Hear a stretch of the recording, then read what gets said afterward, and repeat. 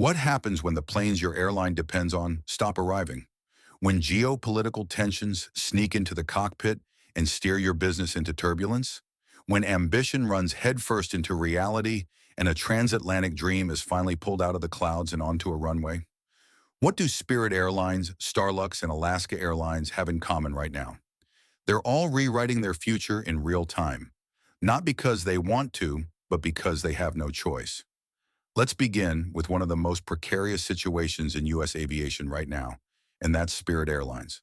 Spirit's name has become synonymous with ultra-low-cost flying, think-tight seats, no-frills service, and prices that can feel more like a bus ticket than a plane fare.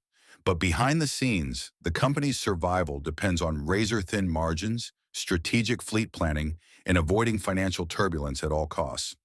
Unfortunately, turbulence is exactly what they're facing. In a quiet but telling quarterly report filed on May 30th, Spirit Airlines laid out a potentially massive shift in strategy. It may not just postpone upcoming aircraft deliveries, it might cancel them altogether. Let that sink in.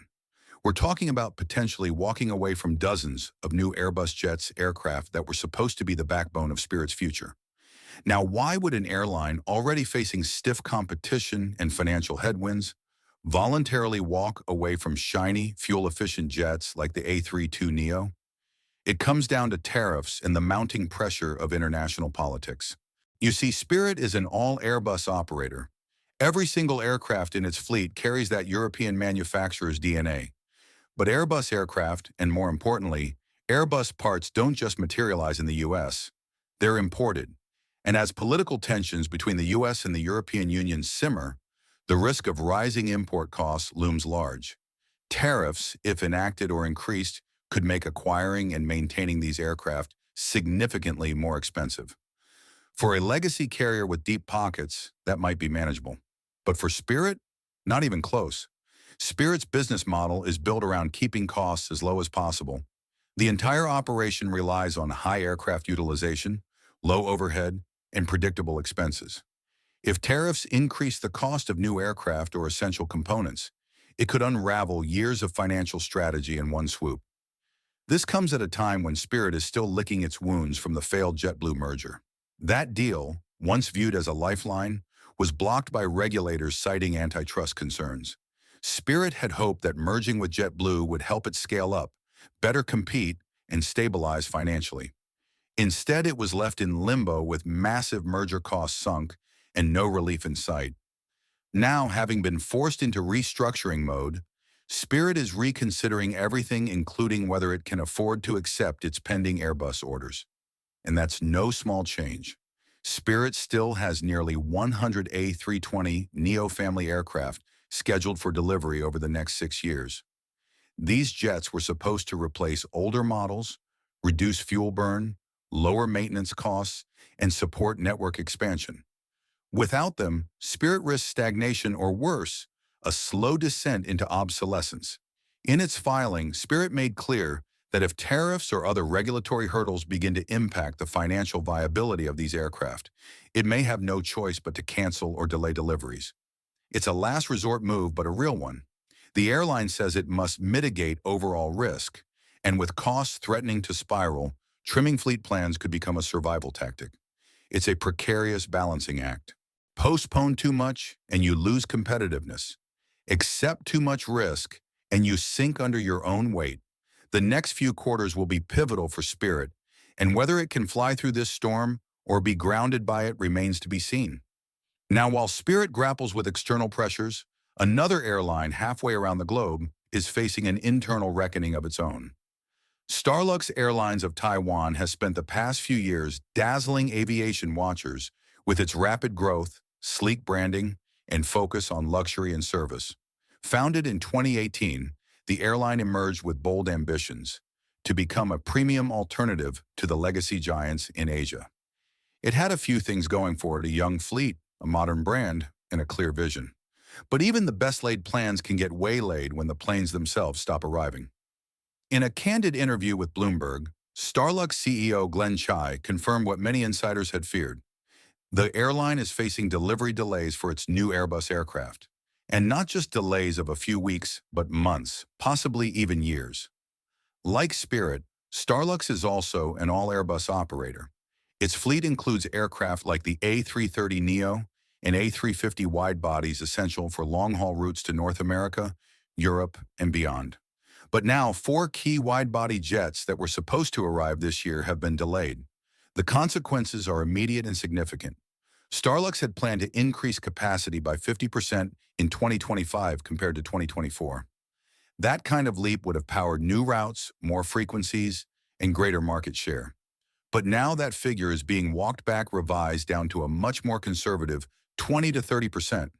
And for a young airline still building its global footprint, every single aircraft counts. Without those deliveries, the roadmap gets blurry. Routes are delayed, pilot hiring plans shift, cabin crew recruitment stalls, even airport agreements and slot allocations could be affected. It's not just a matter of flying fewer passengers, it's about slowing the airline's momentum at a time when speed was its biggest advantage. To make matters worse, Airbus has quietly informed many of its customers that these delays are not isolated. They're systemic. Production bottlenecks, supply chain constraints, and labor shortages are pushing delivery schedules across the board. Airlines around the world, from giants like Emirates to boutique carriers like STARLUX, are being told, expect your planes later than promised. That's a nightmare scenario for fast-growing airlines. Planning becomes guesswork. Investors grow impatient. Markets you were targeting are suddenly harder to enter, and Airbus doesn't expect this to ease up anytime soon. In fact, delays may extend well into 2026 and beyond, especially for the most in-demand wide-body aircraft. Which brings us to our final story. Amid all this chaos, one airline is stepping into the spotlight and making a daring leap into new territory. Alaska Airlines is heading to Europe. And it's not just a rumor anymore. It's official.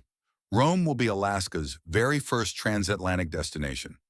Starting in May 2026, Alaska will offer direct flights between Seattle and Rome, a route long dreamed of, but never realized, until now. But here's the twist.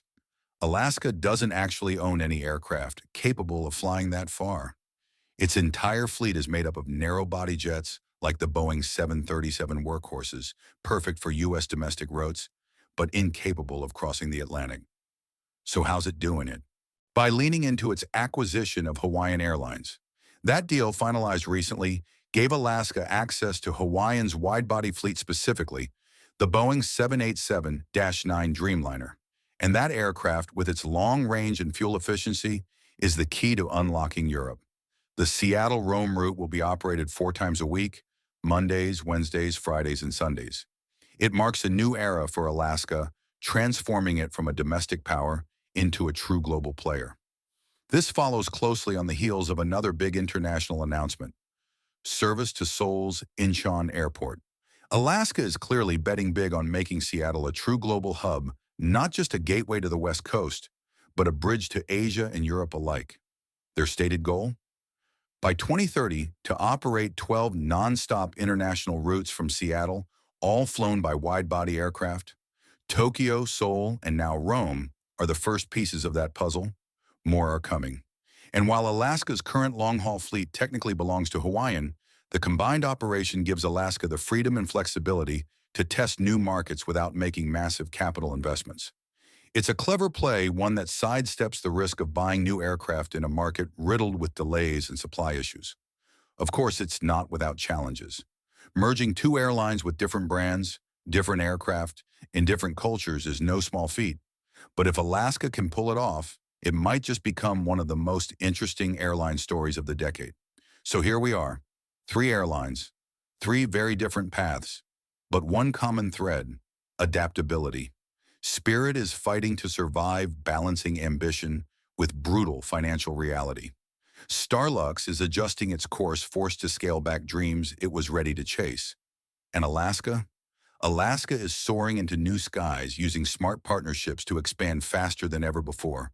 In the airline industry, plans are made years in advance but can unravel in a moment. Aircraft delays, mergers, tariffs, supply chain breakdowns, they all shape the future. The question is never whether disruption will come. It's whether an airline is ready when it does. Let me know what you think. Can Spirit afford to walk away from Airbus? Will STARLUX find a way to grow without the jets it was promised? And is Alaska's Rome route the beginning of something much bigger? As always, thanks for being here. Stay sharp, stay curious, and buckle up because in aviation, the only constant is change.